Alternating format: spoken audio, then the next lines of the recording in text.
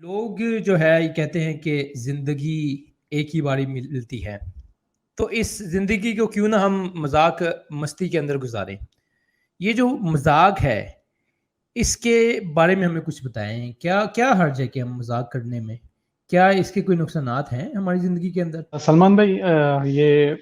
نوجوان طبقہ بالخصوص اس بارے میں واقع میں ہے، اور جس طریقے سے آج کل میسیجز پھیلائے جاتے ہیں کہ بس یہی زندگی ہے، اسی میں مزہ کرنا ہے، اسی میں لطف اٹھانا ہے، اسی میں انجوائے کرنا ہے، تو اس کا یہ ایک حصہ ہے کہ بس ٹھیک ہے، مذاق مستی کرتے رہو، مذاق ہی کرتے رہو اور زندگی گزارتے رہو، جوانی گزارتے رہو۔ تو سبحان اللہ، کچھ لوگ ایسے ہوتے ہیں، میں یہ نہیں کہوں گا کہ ہر کوئی ایسا ہوتا ہے، مگر کچھ لوگ ایسے ہوتے ہیں کہ جو ہمیشہ ہر وقت ہر حال میں وہ مذاق کر رہے ہوتے ہیں۔ وہ نہ سچویشن دیکھتے ہیں، نہ وہ دیکھتے ہیں کہ وہ کس کے سامنے بیٹھے ہوئے ہیں، نہ وہ دیکھتے ہیں کہ کیا اس وقت مذاق کرنا چاہیے یا نہیں کرنا چاہیے۔ یعنی ان کی طبیعت میں اتنا مذاق ہوتا ہے کہ وہ کبھی کبھی وہ کنٹرول ہی نہیں کر سکتے، اتنا زیادہ مذاق کرتے ہیں۔ تو بلا شبہ مذاق کے کچھ نقصانات ہیں،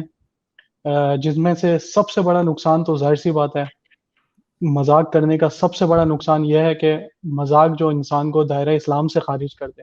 اس سے بڑا کوئی نقصان نہیں ہو سکتا بے کہ شک بے اگر شک۔ انسان اس حد تک مذاق کرنے لگ جائے کہ وہ دائرہ اسلام سے ہی خارج ہو جائے، تو یہ جو ہے نا، اس سے بڑا کوئی نقصان نہیں ہے۔ اور سبحان اللہ، آپ دیکھیں گے کہ لوگ مذاق کرتے ہیں،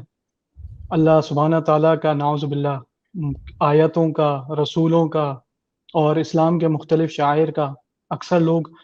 واٹس اپ میں، سوشل میڈیا پہ، باتوں میں ایسی ایسی باتیں کر جاتے ہیں، شاید ان کو اندازہ ہی نہیں ہوتا کہ وہ کیا بات کر رہے ہیں، اور کچھ لوگ جو ہے وہ دیدہ دلیری سے جان بوجھ کے کرتے ہیں۔ تو جی جی اس سے بڑا کوئی نقصان جو ہے وہ اس کا نہیں ہو سکتا۔ اب سبحان اللہ، میں ابھی اسلام کیوئے پہ ایک کوشچن پڑھ رہا تھا،